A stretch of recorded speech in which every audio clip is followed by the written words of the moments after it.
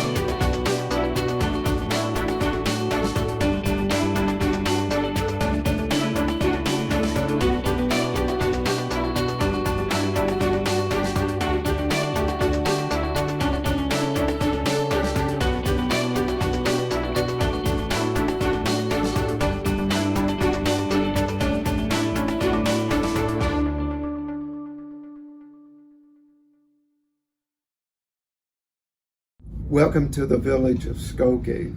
It's a pleasure to welcome SelectChicago again to the village. We always enjoy having you visit. I hope next time it'll be in person and that we'll all be able to greet each other. I remember fondly having met on many occasions with a lot of you at previous SelectChicago meetings.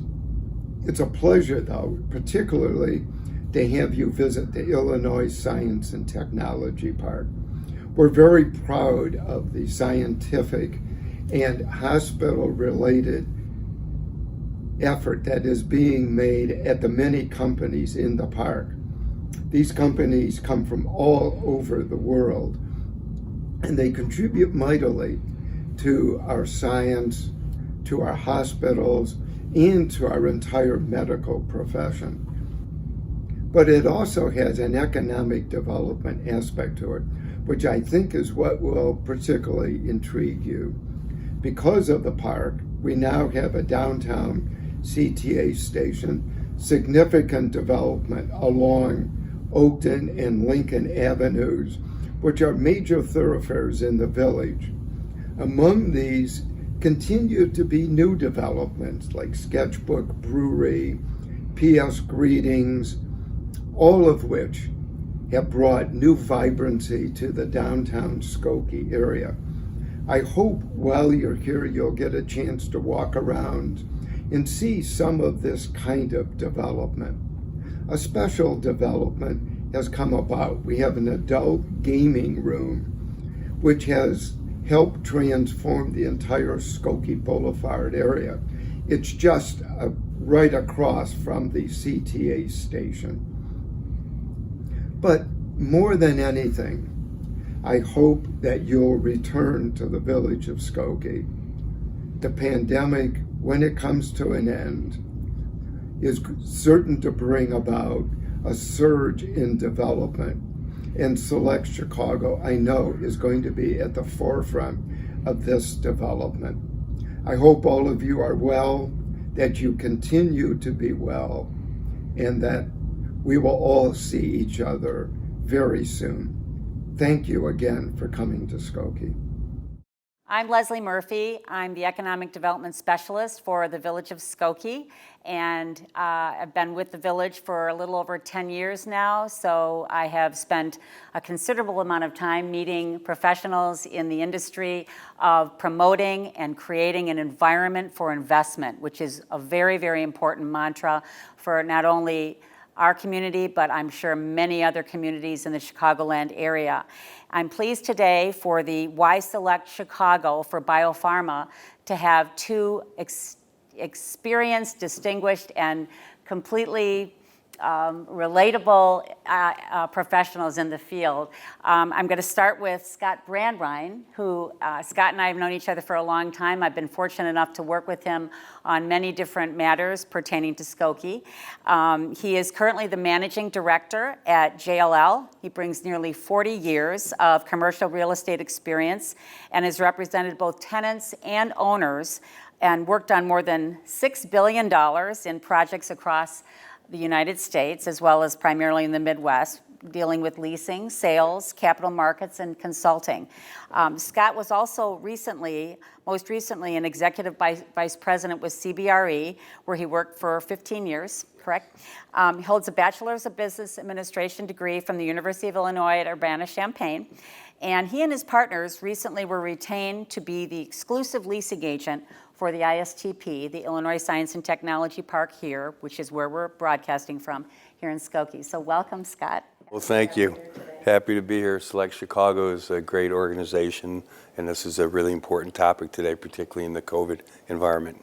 We wanted to also allow our audience to see a fairly recent video that portrays the existing Illinois Science and Technology Park, which Scott was very involved in terms of tenanting the park several years ago, and is now in the process of promoting the park's newest building, which has approximately 160,000 square feet of wet lab space. So we're going to bring online 135,000 square foot state-of-the-art lab and R&D building that will be ready for tenant work this fall, or the fall of 2020. Right, which is featured in the upcoming video.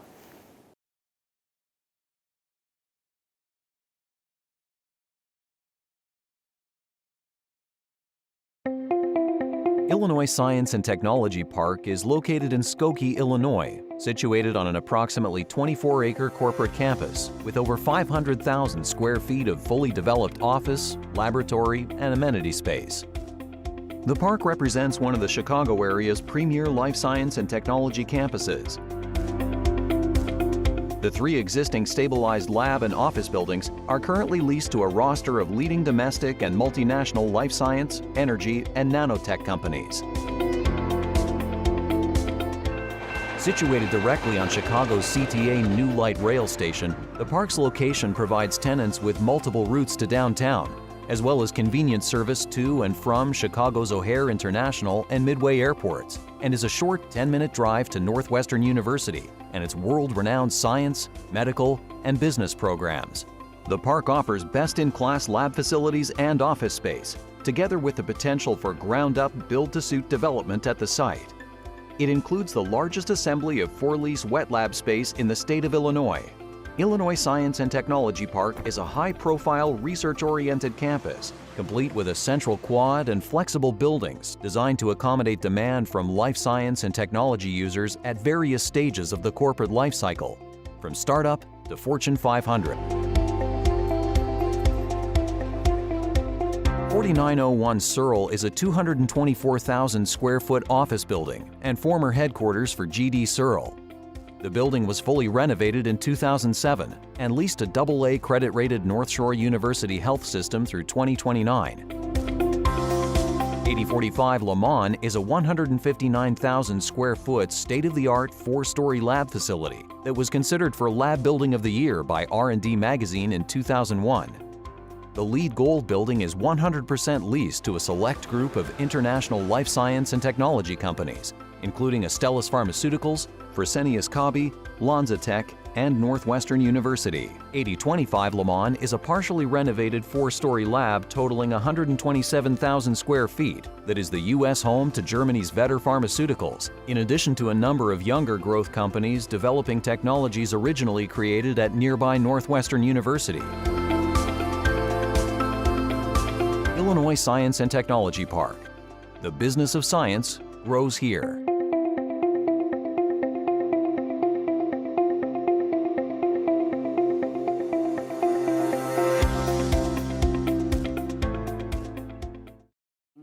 We're also pleased to have coming to you live from Brazil, Michael Rosen, who's currently the managing director for the Innovation and Research Park and Helix 51 Incubator at Rosalind Franklin University of Medicine and Science up in North Chicago.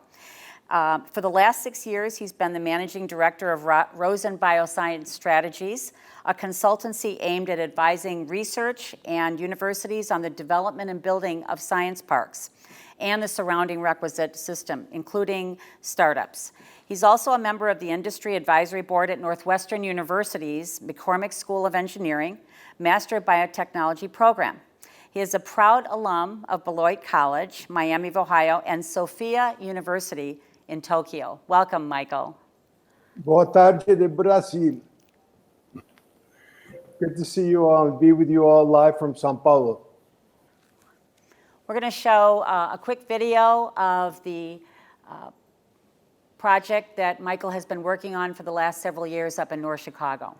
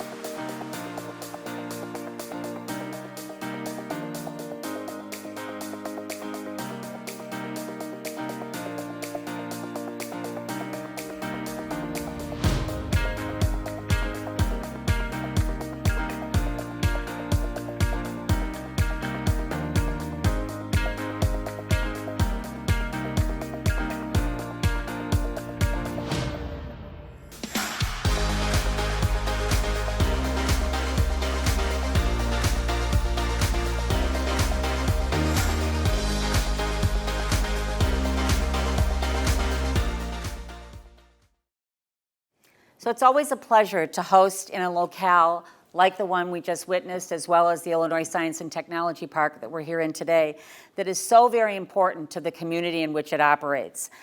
And in particular, Skokie has this located directly close to our downtown, which is an important engine for the rest of the community.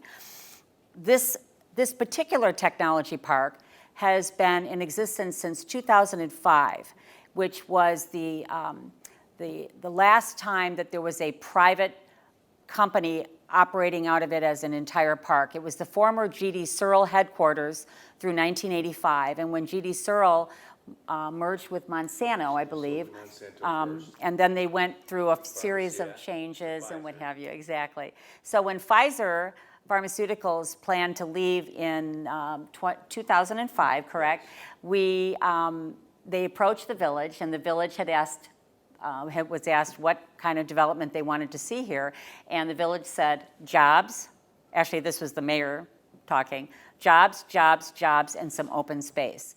And Forest City took it upon themselves to find a quality development team. I'm sorry, the owners, Pfizer did, to get Forest City. And Forest City, with the help of people like Scott Brandwine and Michael Rosen, were able to then create a park that had a number of different tenants that were providing many services to the pharmaceutical industry as well as the healthcare and biopharma. So we were very excited to have a quality development team in place, and the village and the state of Illinois, as well as the federal government, all contributed certain dollars in order to make this an effective park down the road. So we are also very pleased by the fact that the park has recently been acquired by American Landmark Properties, who is our host today, and they are also in the process of investing in the park. Forest City had invested over $150 million, as I recall, and brought in a number of international firms as well as some domestic companies, and primarily the North Shore University Health System, which Michael Rosen can speak to that as well as Scott during their discussion later. So we're looking at a situation right now in Chicago that is basically capitalizing on what is happening across the country as well as internationally. Despite the pandemic, there is a growing number of tenants in the life science sector searching for specialized lab space to relocate to or expand within the Chicago area. What we do know is that it's very clear in the time of COVID that there are biopharma companies, especially foreign-owned, that are continuing to expand and add jobs. We're becoming an emerging leader in the life science area. And there are national examples of other companies from all over the world. For instance, the Japan-based biopharma company AGC Biologics is investing in Colorado. Spanish biotech company Grifols is going to North Carolina. Swiss BioPharma, CRISPR, opening up in Massachusetts, Canadian companies, China companies. So the local examples are primarily coming from the local universities as well, the University of Illinois, Northwestern. But one of the things that we wanted to talk about today was what is the current development climate indicating to all of us, and what kinds of things, notable trends, are occurring. And Michael, being an academic as well as a practitioner, has prepared a few items that he would like to focus on today before we get into a sort of give and take questionnaire. And it'll provide us, I believe, with the notable strengths or the trends in the biotech sector. So Michael, would you like to get us started here in terms of some of the basic understandings that we need to be aware of?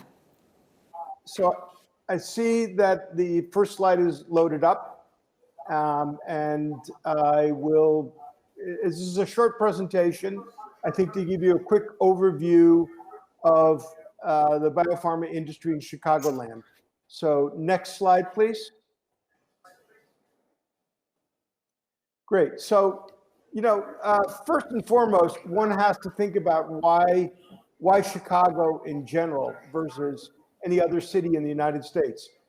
Traditionally, the biotech industry has been heavily concentrated in Boston and San Francisco. But I think we've got to think beyond just traditional biotech and think of what I would call biopharma and bioscience or life science industry, which includes medical devices, diagnostics. And so clearly Chicago is this amazing hub of activity that really goes throughout the Midwest area. So you can see, Chicago as a city, if it were a country, would be the 21st largest economy in the world, and almost comparable to Switzerland in size. And certainly larger than countries such as Argentina, Poland, and Sweden. Chicago already has a very international environment with close to 2,000 foreign-based companies here, and is probably the leading city in the United States for foreign direct investment.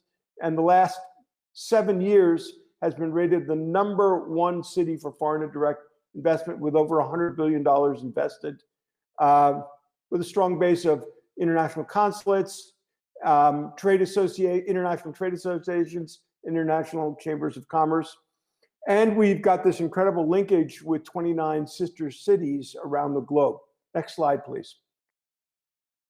So let's get into what I would call the biopharma or bioscience industry. And Chicago is still the second largest pharma hub in the United States. The largest pharma hub is that corridor between New York and Philadelphia. And there is a very large pharmaceutical concentration here, with a lot of large skilled labor relevant to this industry. And that has been enforced by the 6 medical schools, which also have, and other schools, engineering, biology, chemistry, that provide talent for research as well. We also, you can see here, have the largest concentration of physicians, largest hospital system, perhaps in the US, and very important to the pharmaceutical and biotech industry is this concentration of NIH funding, National Institutes of Health.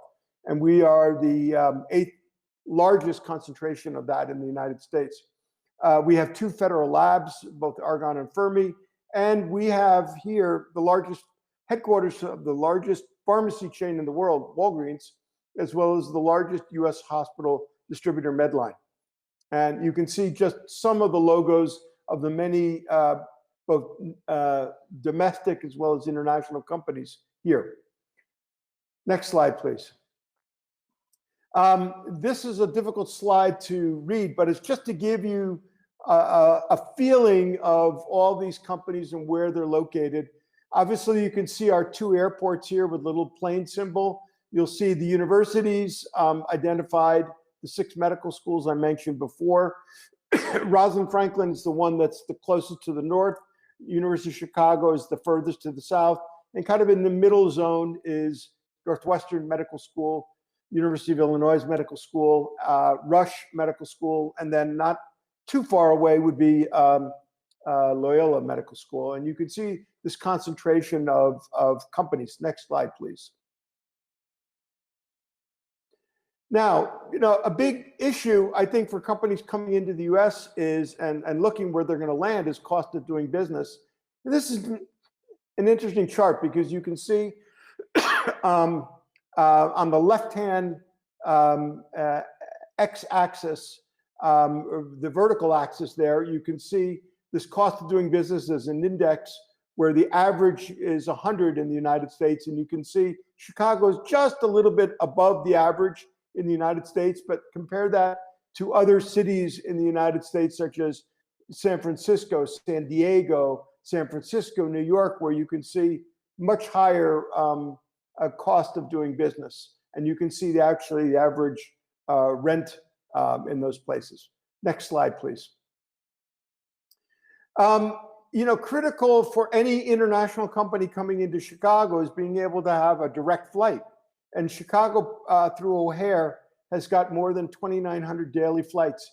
And in fact, when we brought in a company to Skokie at the Illinois Science and Technology Park called Vetter Pharma, one of the things that was attractive to them was the fact that there were 6 flights a day, actually 5 flights a day directly into Germany and 1 flight a day into Switzerland.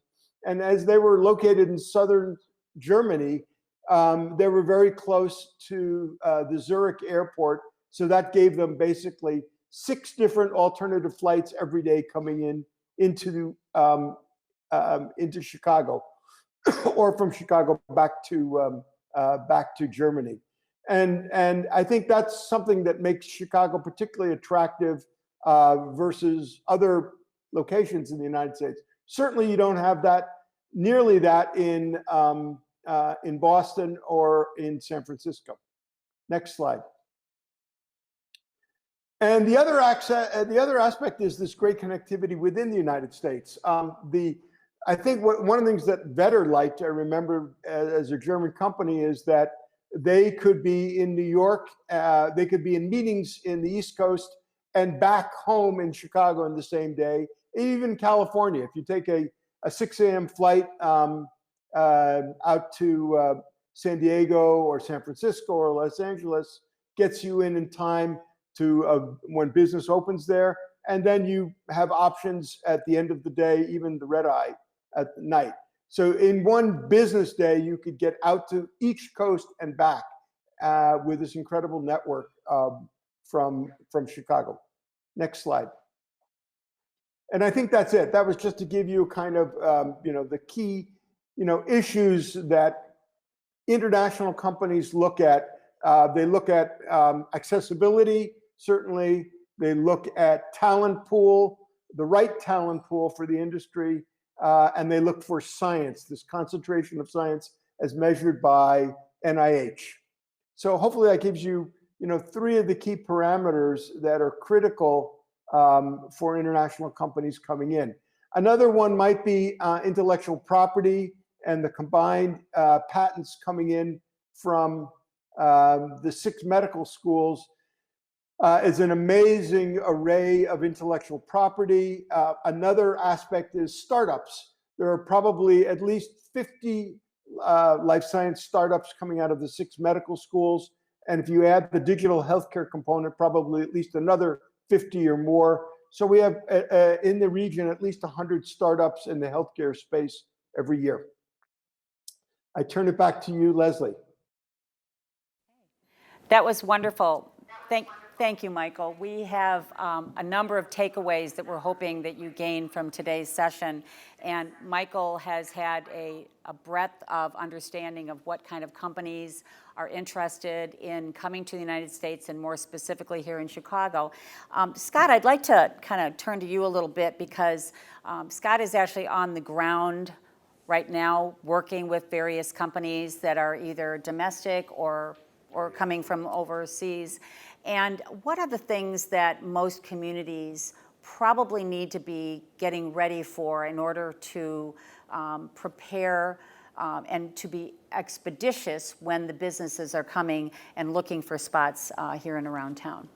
It's such an important question because of 2 reasons. One is there's currently a shortage of lab space in the Chicago area.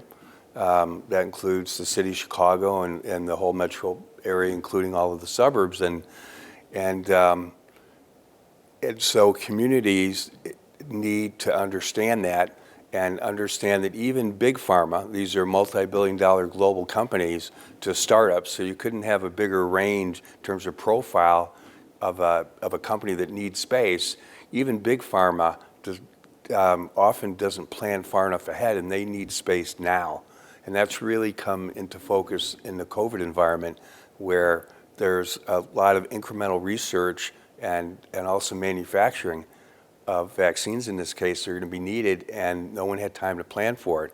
So the most critical thing that a municipality can do is, you can't create lab space that isn't there, but you can start the planning process and make sure that you do what you can to identify properties that can accommodate lab space, have it designed, planned, permitted, budgets, so that at least you can present a credible option to a user that needs space now. Good to know. Not everyone has buildings or facilities that are equipped to provide the kind of ready response that Scott is talking about. Are there kinds of businesses, though, that also need to be in the area, or at least cultivated, so that a pharma or a life science or company, if they were to come to the area, who would they want to talk to or to work with as they're trying to get the wet lab space that you speak of? So besides finding the physical space, the lab space that they need to do their research or manufacturing, whether it be pilot scale or full volume manufacturing, the other important thing to them is the labor pool. As you can imagine, these are highly skilled, highly trained, everywhere from PhD scientists to highly trained lab technicians. And then depending on the sort of where the company is in their life of their company, they may need some management talent. So one of the other things that, if I'm running a community that hopes to attract these kinds of users to my community, I need to be ready to articulate the story that we have the scientific talent. And they don't necessarily have to live in your town, but they have to be within proximity.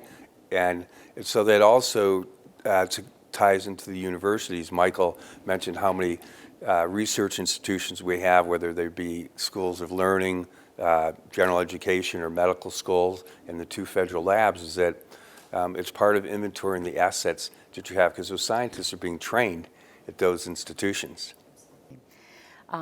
That's an excellent segue into my next topic, and that is the importance of maintaining or either beginning or maintaining or enhancing the relationship that businesses as well as communities have with their local educational network. And Michael, if you can perhaps tell us a couple of stories where universities are highly sought after, and particularly with Rosalind Franklin, what kind of experience have you had with the relationship with the university in terms of developing a science park? Great, Leslie, it's a fantastic question. What has happened in the last 20 years in the biopharmaceutical industry is that the old model was called FIPCO. FIPCO is an acronym for Fully Integrated Pharmaceutical Company, where the company used to do everything from discovery to marketing a drug. That model has disappeared. And today, the role model of big pharma and even big biotech is what I would call global marketing, global distribution, maybe a little bit of global clinical trials, but certainly global regulatory.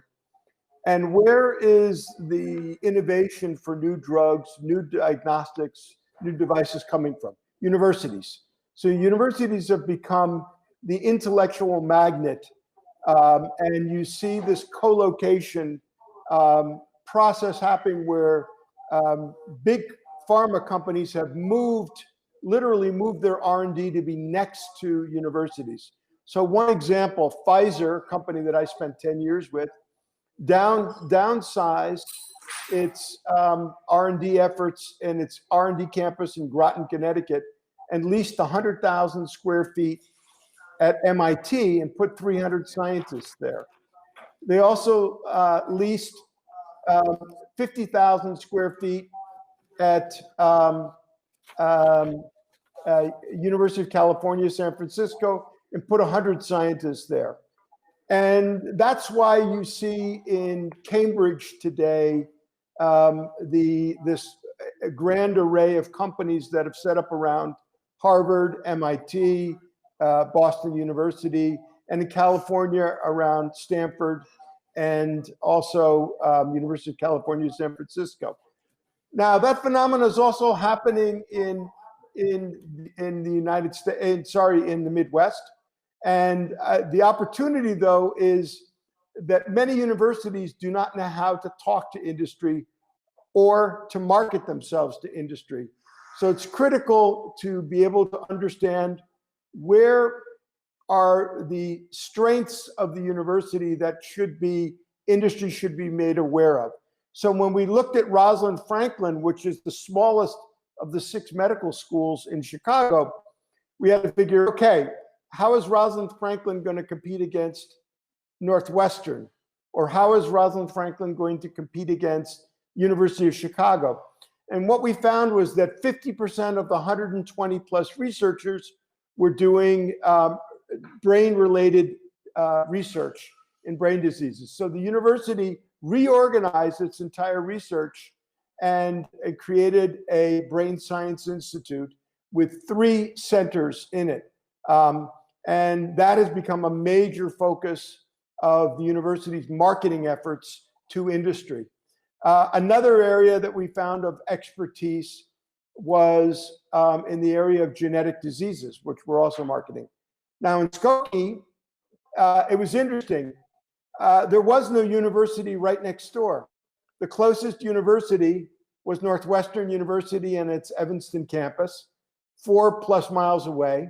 And yet you had this mother lode of science going on in Evanston that was critical. And the main analysis that we did of the Evanston campus that was relevant for Skokie was nanotechnology. And the nanotechnology that Northwestern was doing was first rate around the world. And that began the marketing of the Skokie campus with Northwestern to the nanotech industry in 3 areas: nanomedicine, nanomaterials, and nanosensors. And so that was how we attracted from Northwestern into Skokie all of these nanotech companies that have grown out. That's a great point, Michael, the village of Skokie was very interested in trying to support the park as it was growing with several international companies as well as local and domestic. And one of the needs that were identified by several of the companies that were already within the park were that they needed more nanotechnicians to help to implement what the research was showing needed to be done. Yeah. So they knew that they couldn't continue to pay a lot of these PhD level employees, so they reached out to the local village as well as the local community college system to see if they could, if we could all kind of work together and create a pipeline of nanotechnicians. And so several years ago, with the assistance of it was a nanotechnology company, Michael, that was developing curriculum for the nanotechnician industry. They partnered with Oakton Community College. The village of Skokie put tax increment finance dollars into it from a job training perspective, right, and also received a grant, several grants from the Chicago Community Trust, and basically created a widespread understanding amongst the local high school, junior college, as well as university level students, an understanding of how important nanotechnology was to the future of many of these businesses. And we created several internships and several jobs that were resulting from that initiative. And it was unique, but yet again, it should not be. There should be more and more of those types of partnerships that could be born within the Chicago area in order to support the businesses that we know are actively looking at the area and want to expand.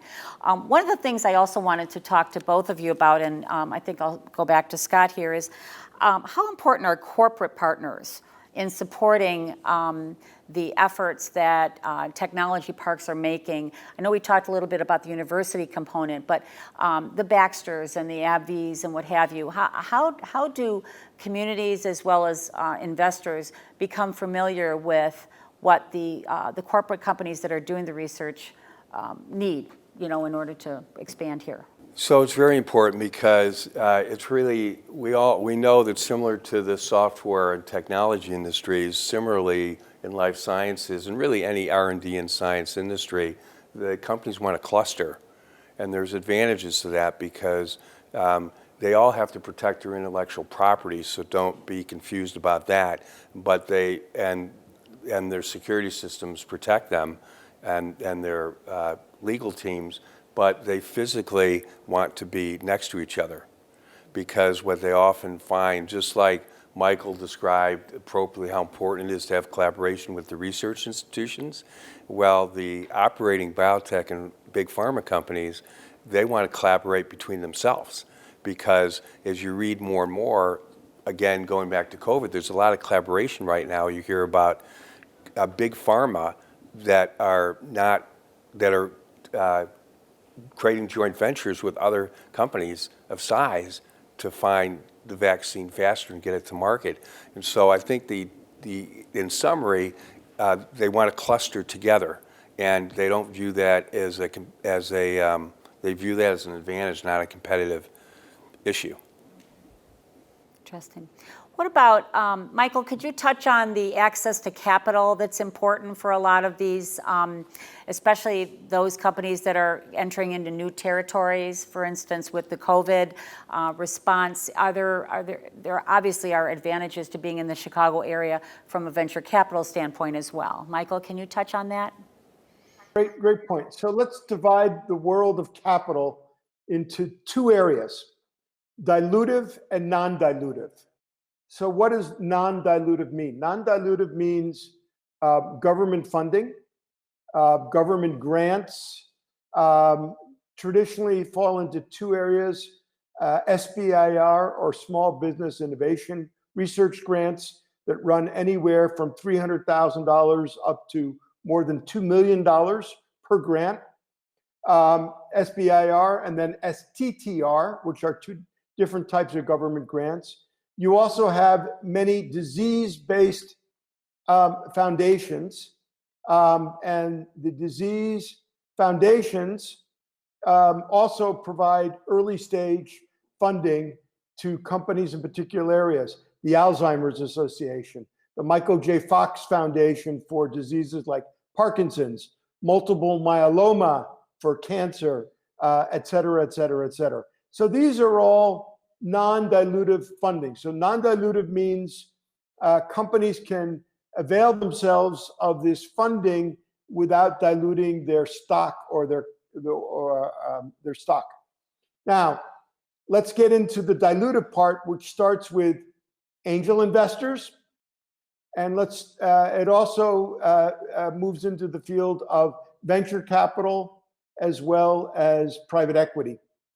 In the area of venture capital, there's good news and bad news. The good news first is that life science field has been very well funded by venture capital. Unfortunately, 65% of venture capital in the life science space is in California and the Northeast region. And the Midwest in total probably gets less than 10% of venture capital. That's the bad news. The good news is that Chicago venture capital has been growing substantially, and more companies are getting funded by venture capital, and there are more and more what I would call Midwest, not Chicago necessarily, but Midwest venture capital groups that are investing in Midwest companies and syndicating deals. So the other interesting element to that is all the major big pharma companies have their own corporate venture capital group. And these corporate venture capital groups are also investing very early and alongside of some of these venture groups. And Abbvie, both Abbvie and Abbott and Astellas, all have venture capital, corporate venture capital groups that are investing early. Now, another way to attract money in the region is Illinois has an angel tax credit program, which is a tax incentive to investors to invest in local companies. And the Illinois, under Governor Pritzker, this program was started under Governor Quinn, and then Governor Pritzker has kind of resuscitated the program again and given it further impetus. And this also will drive angel investments. The other point that Chicago is very big in is in private equity. And private equity has gotten very interested in what I would call specialty pharma, which is a subset of the biopharma world. And we see emerge now probably a dozen or maybe even as many as 24 specialty pharma companies that have grown very quickly and funded by private equity. Michael, thank you. You just answered a number of the questions that I was just going to pose to you or to Scott. So thank you for being in advance, give me an advance on those things. One of the things that I wanted to make sure the audience is aware of is that SelectChicago has had a number of private parties that have been supportive of the interests that and the goals of SelectChicago has been trying to produce for the last several years. Scott and Michael have presented on several occasions over the years during our workshops and conferences. But we're at a point now, after 5 years, where we're getting a lot better at this. Communities are getting better, and they're having a better understanding of what the importance of bringing foreign direct investment into the Chicago area is. What are the things that you believe could be done even more at this point on the part of basically the economic development agencies and the municipalities that are interested in helping the state bring more foreign direct investment in the area? But what are the things that you think communities could become even more adept at and more knowledgeable about? And so it's a really important point because this is very much a regional play. And you can think about that as the Chicago region, which is a very large metropolitan area, but you can also think of it as the Midwest. Because as Michael pointed out, we're competing against the northeast part of the country, we're competing against the West Coast, because it's really South San Francisco all the way down to San Diego. So it's really all of California. And then you have the Research Triangle in North Carolina, which is also a big magnet. And so, as I think about this, whenever I talk to communities, and you have to accept the reality that no one community may have all of the assets that are needed to attract these life science companies.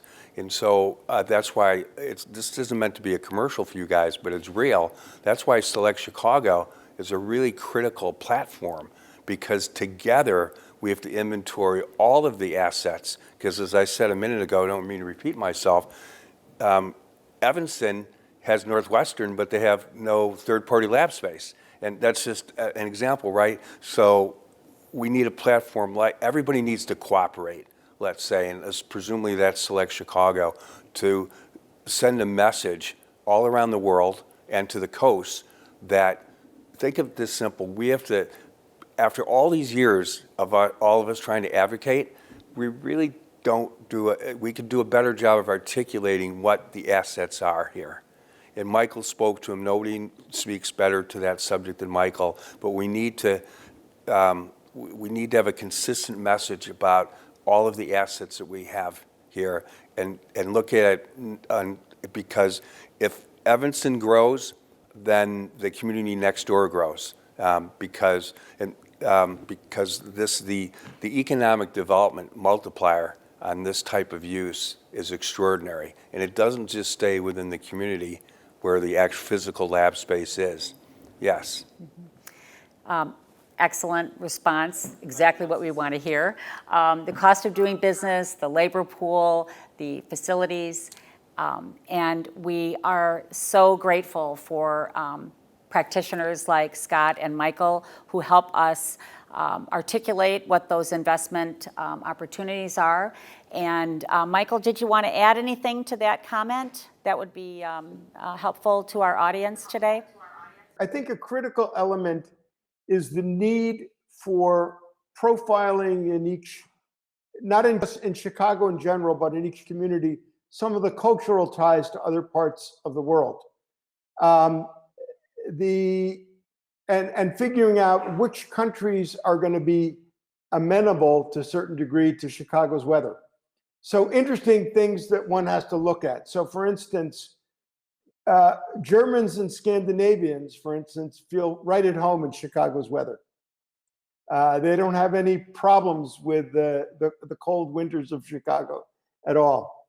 That has led to targeting at the Skokie Park. We deliberately went to target German companies, and were successful in bringing in 2 important German. And the interesting thing was that Skokie, it forced us to go into the history of Skokie. And Skokie was actually founded by Germans that had come in from Bavaria and other parts of Germany. Another element is the willingness of the leadership of a city within Chicago to travel to a different part of the world to meet specifically, not only with companies, but officials in that area. So 2 examples of that. In the case of Vetter Pharma, we knew Vetter was not only had established a beachhead in Skokie, but we knew Vetter was interested in expanding substantially. And so we had a discussion with Mayor Van Dusen and said, listen, it would be really important that Skokie plant a flag in southern Germany and go visit Vetter specifically. And Mayor Van Dusen went over and met with the leadership of Vetter Pharma in Ravensburg. And I think he blew them away, the fact that he had traveled all the way over to show interest. An example of this took place in the last couple of years when Rahm Emanuel was mayor of Chicago. He traveled over to Israel and took basically a trade mission to Israel. And that helped land Sheba Medical Center, which is the number 1 hospital in Israel, but the 10th best hospital in the world. And Sheba now is going to be setting up its first US site at the former Michael Reese site downtown and planting its flag. And that happened because the leadership in Chicago went out to visit specifically companies and cities in other parts of the world where there were areas of compatibility. Obviously, Chicago had a strong Jewish community, which made it attractive to Israelis. In the case of Germany, there was always a strong German business community here already, and a German-American Chamber of Commerce. Japan there's over 600 Japanese companies in Illinois. To amaze me how willing certain people are to go and get the business. They see it, they visualize it, and they don't just wait for it to come. There are certain visionaries, and hopefully many of the communities that are listening today can understand the importance of identifying the areas that you would like to see come to the area and actually go, if you can put together the team or work with the state of Illinois on their mission trips to go and get the business. It's extremely important. I'm hoping that we have a few questions that we might be able to have posed to our panelists today, and happy to entertain any of the ones that are coming in through our audience today. Definitely. Mark Goodman was wondering if you could talk a bit about Northwestern and Info, as well as the Garage and International Institute of Nanotechnology. I could speak very briefly about that. I know that having been an Evanston resident for as long as I have, we are extremely proud of the contributions that Northwestern continues to make to the region. And actually, they have space here within the Illinois Science and Technology Park. I know that Scott and both Michael have spent a considerable amount of time working with the experts and the professionals over at Northwestern. Do either one of you want to take that question? Well, I think it's just important to note that the success of this park here in Skokie is largely driven by the technology that's developed at Northwestern University that in our industry we call it graduate space or incubator space, when often a professor that's developing the technology or the science on campus, they reach a point where either for intellectual property reasons with the university, they have to shift their business site off campus. That's a whole nother discussion, but it's an intellectual property issue, and it's also that the university just doesn't have the space for them. So that's when they look to move into a research park, and that's why communities can be successful even just creating an incubator, because when that example, typically a Northwestern spinout only needs anywhere from 500 to maybe 3,000 square feet of space. So you can start on a small scale in terms of providing the space that they need. You don't have to take on, you can be ambitious to have success, but you don't have to do a large-scale project. Small-scale projects can be just as successful. I also know Northwestern is extremely open to receiving tours of, if anybody is interested in coming to a particular area of town, they are always open to having people tour Northwestern, tour of the Garage, which is where a lot of the early emerging ideas are coming from. And it's a beautiful campus. Obviously, it's always growing. But it's definitely one thing in many of the Chicagoland community's arsenal is the close proximity to these very powerful and beautiful and contributory universities in the area. So anything else? Oh, question. The question is, when we talk about clustering, everybody has a different understanding of how close do companies want to be together. And it could be in the same building, it could be in the same community, and it can be in the same county. So what are you seeing with both life science and technology companies with physical proximity? Well, Lake County, Illinois is a great example of that, because that's where so many big pharma, Lake County, Illinois, that's where so many big pharma companies started decades ago. And then what happens is and then they spin off business units, and they themselves become big companies. But I think a probably more direct answer to the question is that I think it's, so in real estate, we sort of think of it as like natural boundaries. So it can be like a county, it can be a region. It's sort of, I'm just trying to think of a great example, but I do. I think it would be like the county or regional level. They don't necessarily need to be next door, but they want to be. It's about sharing resources. They want to be close enough that if they need to go and see somebody to build a relationship or discuss an idea or get some resources, I would say within an hour is probably. I know there's a roundabout answer to your question, but it's. I'd say probably about an hour in terms of proximity. Well, and I think in the way that the world is changing anyways right now with respect to less physical, for now, unfortunately, need to be close to one another. I mean, there were a couple people this morning that work at the same company, and this is the first time they've seen each other today. So what is that saying? That, yes, you know, people aren't necessarily, but I think with the expansion of virtual technology, the idea that they need to be clustered is probably going to be less important, that as long as they can have some access, to the people, from one another. So that's Michael, did you want to add anything to that? Yes, so I think COVID has obviously changed the dynamic. And I think it's interesting. The pre-COVID dynamic was early stage companies and even the later stage companies these days like to mingle. Because in that mingling comes out innovation and ideas. Now, COVID has changed that because of social distancing, and we've gone to virtual formats, such as we're using today to connect people. I think the concept of science parks is a growing concept. So today, there are about 200 science parks in North America and growing. And science parks are not incubators. Science parks have companies of all stages of companies. And globally, science parks is an industry. You have probably 500 science parks around the globe. And each of these science parks are focused on a theme. They might not all be life science. They may be energy.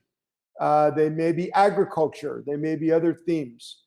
But I think today there's still great merit in the science park concept as great places for a soft landing for companies coming in from overseas that don't know how to get set up and need help. And Science Park provides that soft landing ability and ability to access talent better and mingle and find out, talking with companies having the same problems and same issues.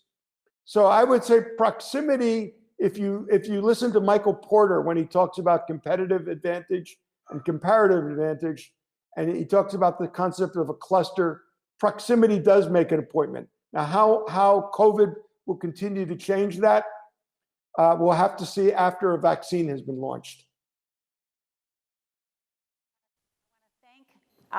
Michael Rosen and Scott Brandwine for being here today, here in Skokie, a place that I think is near and dear to their hearts, but they also love Chicagoland as much as the rest of us do. And I hope you learned some things today to help you understand why Chicagoland is primed for and experiencing already an explosion in biopharma in the life science industry. Please continue to check back to the Select Chicago portal for expanding discussion topics that will be, I think, pertinent to you, and we hope you enjoyed today's presentation. Thank you so much for joining us. Thank you. Thanks. Thank you, Leslie.